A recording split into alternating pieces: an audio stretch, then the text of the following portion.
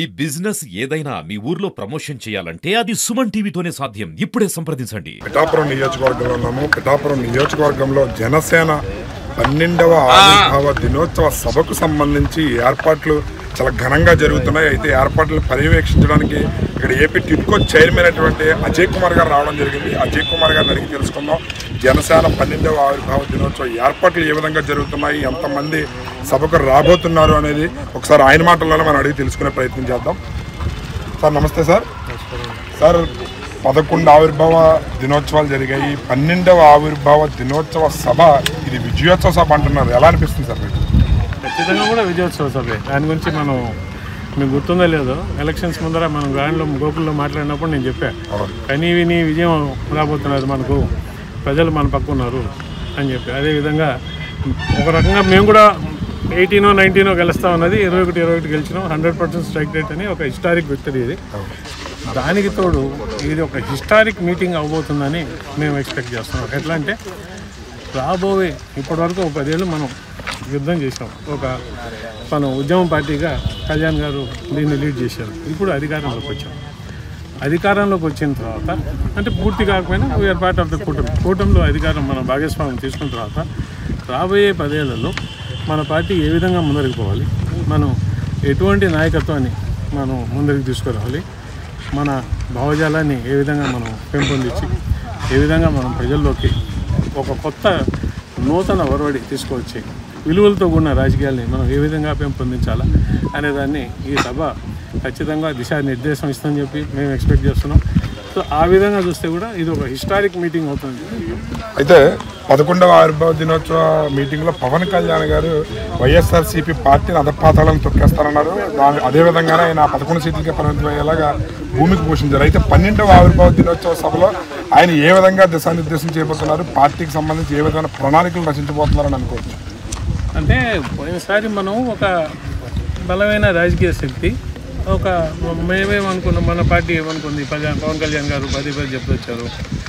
ఆయనకి జగన్మోహన్ రెడ్డి గారన్నా ఇంకోరన్నా పర్సనల్గా లేదు. వాళ్ళు ఈ రాష్ట్రానికి వాళ్ళు చేసే ఏదైతే ఆలోచన విధాలు ఉన్నాయో వాళ్ళ పాలసీస్ ఈ రాష్ట్రానికి నష్టం కలిగిస్తున్నాయి, ఈ భావితరాలకి నష్టం కలిగిస్తున్నాయి. అందుకని వాళ్ళు ఉండడానికి లేదు. అందుకని మిమ్మల్ని రాజకీయంగా తొక్కేస్తామన్నారు, కానీ ఇంకా వేరే విధంగా కాదు. సో ఆ ఘట్టం అయిపోయింది. రాజకీయంగా ఏం చేయాలో అది చేసాం. ఇవాళ ఇంకా మనం ప్రగతి వైపు చూస్తాం. ఈ విధంగా మన రాష్ట్రాన్ని ఏ విధంగా ప్రగతి మార్గంలోకి తీసుకోవాలి, భావితరాలకి మన రాష్ట్రం ఎటువంటి హామీలు ఇస్తున్నాము. మనం ఎప్పుడు కూడా అంటే ఒక మనిషి కళ్యాణ్ గారు చెప్పిన మాటలు, మనం మన జీవితంలో ఏం చేసామని బేరీ చేసుకుంటే మనం ఈ భూమి మీద వచ్చినప్పటికీ, మన భూమి నుంచి వెళ్ళిపోయేటప్పటికీ మనం భావితరాలకి ఒక మెరుగైన ఇది మనం కృషి చేసామా లేదా, మెరుగైన సమాజం కోసం కానీ మెరుగైన సొసైటీ గురించి కానీ మనం మన తరఫున మనం కృషి చేసామా లేదని చాలా ఇంపార్టెంట్. ఖచ్చితంగా ఆ విధంగా మనం అడుగులు అయిపోతున్నాం. అందుకని పాత అయిపోయినాయి, ఇంకా ప్రగతి పదంలో ఏ విధంగా పోవాలా, భావితరాలకు మనం ఎటువంటి మెసేజ్ ఇవ్వబోతున్నాం, కొత్త రాజకీయం విలువలతో కూడిన రాజకీయాలతో ఏ విధంగా మనం జనసేన పార్టీ మార్గం చూపించి ఇటువంటి పార్టీని ఏ విధంగా పెంపొందించాలనే దాని మీద ఫోకస్ ఉంటాం. సరే, మీకు అంటే ఏపీ టిడ్కో చైర్మన్గా పదవి రావడం, అదే మీ సోదరుడు నాగబాబు గారు అంటే మేము సోదర సమానులు అన్నయ్య అంటుంటారు, అలాంటి వ్యక్తికి ఎమ్మెల్సీ రావడం మంత్రివర్గంలో కూడా చోటు దక్కుతుందని ఊహాగానాలు వినపడుతున్నాయి. దానిపై మీరు ఏ విధంగా స్పందిస్తారు సార్? నాగబాబుకి చాలా డిజర్వింగ్ అది. ఇప్పుడు నాగబాబు గారు అసలు మీరు గుర్తుపెట్టుకోవాలా, ఈ చిరంజీవి గారు ఒక సెల్ఫ్ మేడ్ మ్యాన్, చాలా కష్టపడి సొంతంగా ఒక మెగాస్టార్ విపరీతమైన అభిమానులు చేసినప్పుడు ఈ అభిమాన గణాన్ని వీళ్ళందరినీ కూడా ఒక దాటి కిందకి తీసుకురావడం, వాళ్ళ బాగోగులు చూసుకోవడం మొదటి నుంచి కూడా నాగబాబు అట్లా కృషి చేస్తూ వచ్చారు. ఆ విధంగా సేవా కార్యక్రమంలో ముందున్నారు. అదైన తర్వాత ఇదంతా కూడా ప్రజా జీవితంలో ఉన్నట్టే కదా. అదైన తర్వాత మనం ప్రజారాజ్యం పెట్టినప్పుడు నాగబాబు గారు పోషించిన భూమిక ఏదైతే చాలా ముఖ్యమైనది. మనం ఏం తక్కువ రిజల్ట్ సంపాదించలేదు మొదటిసారి ప్రజారాజ్యం పార్టీలో కూడా. సరే, అది పార్టీ వేరే వేరే కారణాల వల్ల కాంగ్రెస్తో విలీనం, అది వేరే విషయం వదిలిపెడితే మనం ప్రజారాజ్యం పార్టీ గురించి పెట్టినప్పుడు కానీ నాగబాబు గారు చాలా ప్రముఖ భూమికి పోషించారు. అదేవిధంగా మన కళ్యాణ్ గారు జనసేన పార్టీ పెట్టి ఎప్పుడు అవసరం ఉన్నా నాగబాబు గారు ఒక జన సైనికుడిలాగే ముందరికి వచ్చారు. కానీ నేను ఒక నాయకుడినాను లేకపోతే కళ్యాణ్ గారు తమ్ముడు అనుకోలేదు. ఎలక్షన్స్లో నిలబడమంటే నిలబడ్డారు, తర్వాత పని చేయమంటే పార్టీకి అన్ని విధాలా పనిచేశారు. అనకాపల్లి సీటు ఉన్నది కాదని చెప్పి తప్పుకోమంటే తప్పుకున్నారు. నాకు ఎటువంటి సీట్లు వద్దని పిఠాపురంలో కూర్చొని వాళ్ళ తమ్ముడు ఎలక్షన్ మొత్తం నడిపించి అక్కడ విజయం సాధించారు. ఈ విధంగా ప్రతి ఒక్క విషయంలో తమ్ముడికి చేదోడు వాదోడుగా ఉంటూ పార్టీ కార్యకర్తలకి ఒక వారధిగా ఉంటూ పార్టీ నాయకత్వానికి పార్టీ కార్యకర్తలకి ఎప్పుడు కూడా పార్టీ కార్యకర్తల యొక్క బాగోలు గురించి ఆలోచించే వ్యక్తి నాగబాబు. అటువంటి నాగబాబు గారికి ఇవాళ ఎమ్మెల్సీ పదవి రావడం కానీ మంత్రి పదవి రావడం కానీ చాలా మంచి పరిణామం. ఇది 100% కార్యకర్తలు సంతోషిస్తున్నారు, స్వాగతిస్తున్నారు, మంచి జరుగుతుంది. అయితే సార్ కాన్ఫ్లిక్ట్ కమిటీ చైర్మన్గా కూడా ఉన్నారు మీరు, డిసిప్లిన్ కమిటీకి సంబంధించి. అయితే మిగతా పొలిటికల్ పార్టీలకి, జనసేన పొలిటికల్ పార్టీకి చూస్తే పార్టీలో చిన్న తప్పు చేసినా సరే వెంటనే యాక్షన్ తీసుకోవడం జరుగుతుంది. మిగతా పార్టీల్లో అయితే వాళ్ళు పెద్ద పెద్ద తప్పులు చేసినా సరే వాళ్ళ పార్టీ మీటింగ్లకి హాజరవుతున్నారు, పార్టీలతో పాటు ట్రావెల్ అవుతున్నారు.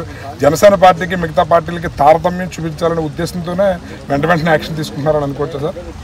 అంటే మొదటి నుంచి కూడా మనం ఒక విలువలతో కూడిన పార్టీ అని చెప్తున్నాం కదండి.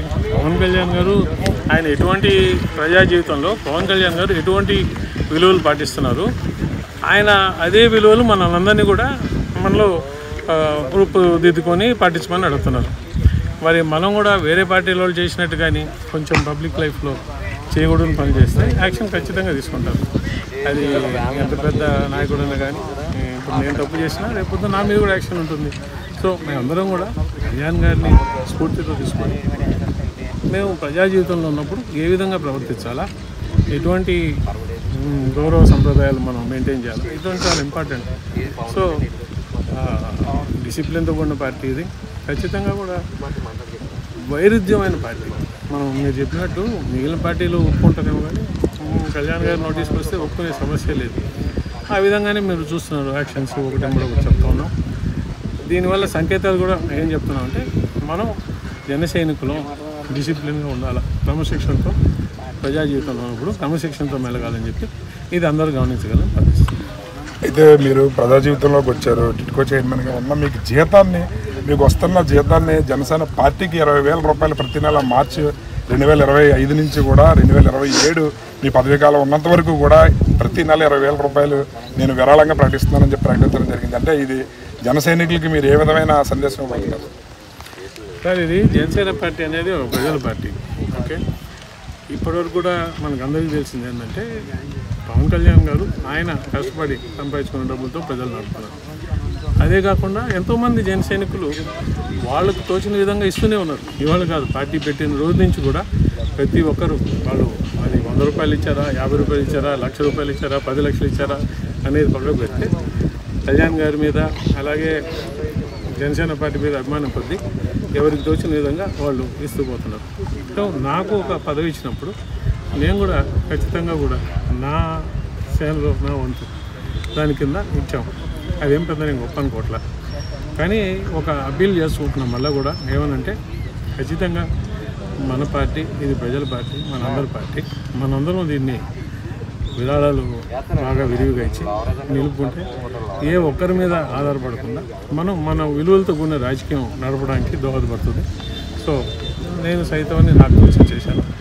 ఖచ్చితంగా కూడా దీన్ని ఎగ్జాంపుల్గా తీసి అందరు చేస్తే చాలా సంతోషం. అయితే పిఠాపురం అంట్లోకి పవన్ కళ్యాణ్ గారు అడ్డా అంటున్నారు. అయితే వర్మ గారికి ముందు నుంచి కూడా ఎమ్మెల్సీ ఇస్తారని ఊహాగానాలు వచ్చాయి. వర్మ గారికి ఎమ్మెల్సీ రాకపోవడానికి కారణం జనసేన పార్టీ నాయకులు అని ఇటు ఊహాగానాలు కొంతవరకు క్రియేట్ చేస్తున్నారు. దానిపై మీరు ఏ విధంగా స్పందిస్తారు సార్? అబద్ధం అండి, మేము ఎందుకు చేస్తామండి. ఇప్పుడు మాది ఒక కూటమి ప్రభుత్వం, కూటమిలో భాగస్వాములు తెలుగుదేశం, జనసేన పార్టీ అలాగే బీజేపీ ఉన్నారు. ఇప్పుడు తెలుగుదేశం పార్టీ వచ్చి జనసేన పార్టీలో పలానాళ్ళకి పోస్ట్ ఇమ్మని కానీ యువత కానీ చెప్తుందా?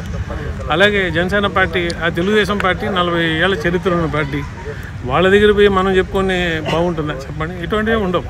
వారి వారి ఈక్వెషన్స్ బట్టి మా వరకు ఖచ్చితంగా వర్మ గారు పెద్ద నాయకుడు, మేము రెస్పెక్ట్ ఇస్తాం. ఆ మర్యాద ఎప్పుడు ఉంటుంది. ఆయనకి ఎమ్మెల్సీ వచ్చిందా రాలేదని మాతో ఏం పని, మాకు సంబంధం లేని విషయం. అది వస్తే స్వాగతించి ఉండేవాళ్ళం, రానందువల్ల ఇంకా ఫ్యూచర్లో పొలిటికల్ కెరీర్ బాగుండాలని మేము ఆశిస్తాం. నాగబాబు గారికి ఎమ్మెల్సీ ఇవ్వడంలో ఆయన ఎంతో కష్టపడ్డారు. ప్రజారాజ్యం పెట్టినప్పటి నుంచి కూడా ఆయన ప్రజా జీవితంలో ఉన్నారు. అలాంటి వ్యక్తికి ఎమ్మెల్సీ ఇవ్వడం అనేది పెద్ద విషయం కాదు. ఎందుకంటే ఆయన ప్రజా జీవితంలో ఎన్నో కష్ట నష్టాలు చూసిన వ్యక్తి, ఎన్నో త్యాగాలు చేశారు.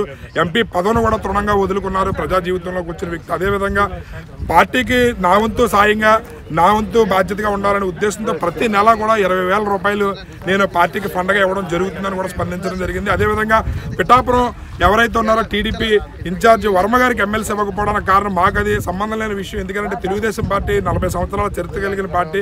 ఎమ్మెల్సీ ఇవ్వడం అనేది వాళ్ళ చేతుల్లో ఉన్నది. వాళ్ళకున్న కొన్ని విషయాల పట్ల వాళ్ళకు ఉన్నటువంటి క్యాలిక్యులేషన్స్లో భాగంగా వాళ్ళు దానిపై యాక్షన్ తీసుకోవడం జరుగుతుందని చెప్పి కూడా తెలియజేయడం జరిగింది. అలాంటి వ్యక్తికి పదవిస్తే మేము ఖచ్చితంగా సంతృప్తి చెందేవాళ్ళము. అదేవిధంగా ఆయన రాజకీయ జీవితం కూడా బాగుండాలని చెప్పి కూడా కోరుకుంటున్నామని చెప్పి కూడా స్పందించడం జరిగింది. కెమెరామెన్ అశోక్తో శ్రీనివాస్, సుమన్ టీవీ.